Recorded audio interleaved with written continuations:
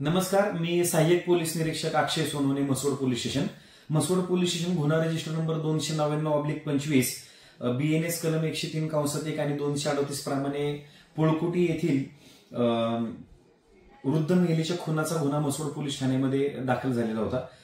हा गुन्हा 2 महिन्याच्या अथक परिश्रमानंतर आणि प्रयत्नानंतर उघडकीस आलेला आहे.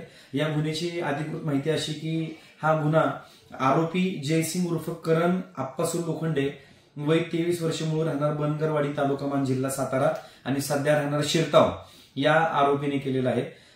हा गुन्हा उघडकीस आणण्याकरता स्थानिक गुन्हे शाखा सातारा त्याचबरोबर मसोड पोलीस स्टेशनची टीम अशा संयुक्त कामगिरीने हा गुन्हा उघडकीस आलेला आहे.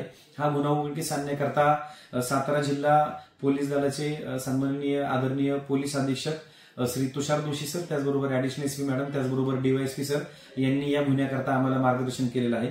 हा गुन्हा तांत्रिक विश्लेषण त्याचबरोबर सीसीटीव्ही कॅमेरे आणि घटनास्थळावर सापडलेली या आरोपीने वापरलेली हुडी, ज्याच्यावर व्हेन ग्रँटेड एव्हरीथिंग यू कान डू एनिथिंग, म्हणजे थोडक्यात जेव्हा नियतीला सर्व काही मान्य असते त्यावेळी तुम्ही काही करू शकत नाही, अशा पद्धतीने लिहिलेली ही जी काही हुडी प्राप्त झालेली होती. आणि या हुडीवर लिहिलेल्या या वाक्य प्रशाराप्रमाणेच हा गुन्हा उघडकीस आलेला आहे.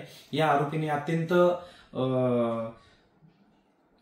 प्लॅनिंग करून हा गुन्हा केलेला आहे. या गुन्ह्यातील तपासाच्या अनुषंगाने अशी माहिती निष्पन्न झालेली आहे की हा गुन्हा करण्याचा जो मुख्य उद्देश होता तो म्हणजे चोरी करणं होता. थोडक्यात या वृद्ध महिलेला घरात एकटी बघून या आरोपीने या घरामध्ये प्रवेश केला आणि त्या वृद्ध महिलेचे दागिने त्याचबरोबर रोख रक्कम चोरल्याच्या अनुषंगाने काही प्राथमिक माहिती आम्हाला मिळालेली आहे. त्याचबरोबर हा गुन्हा 2 महिन्यानंतर उघडकीस आल्याची कारण बरीच सारी आहेत. कारण हा गुन्हा घडल्यानंतर या आरोपीने सर्व त्या ठिकाणचे सर्व पुरावे वगैरे काही नष्ट करण्याचा प्रयत्न केलेला होता. त्यामुळे हा गुन्हा खूप वेगवेगळ्या अँगलनी आणि वेगवेगळ्या लोकांकडे चौकशी करून आणि फायनली काही महत्वाच्या पुराव्याच्या आधारे आम्ही या आरोपीपर्यंत पोहोचलेलो आहोत.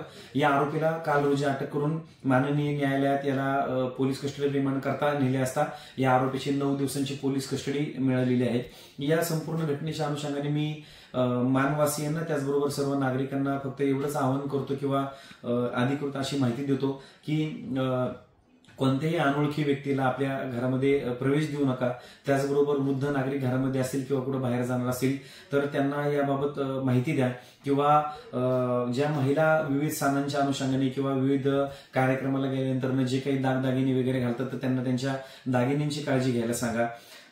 या गुन्ह्याच्या अनुषंगाने आणखीन तपास चालू आहे. वेगवेगळे मुद्दे याच्यामध्ये आणखी जसे जसे समोर येतील त्या अनुषंगाने आम्ही अधिक माहिती आपणास देत जाऊ. सद्यस्थितीला तरी हा आरोपी पोलीस कस्टडीमध्ये आहे आणि या आरोपीच्या त्यांनी केलेल्या खुनाच्या अनुषंगाने आणखी कोण साथीदार आहेत का किंवा हा खून करताना किंवा हा खून केल्यानंतर हा 2 महिने कुठं कुठं फरार होता किंवा हा कुठं होता या अनुषंगाने सुद्धा आणखी अधिकृत माहिती घेण्याचं काम चालू आहे. धन्यवाद.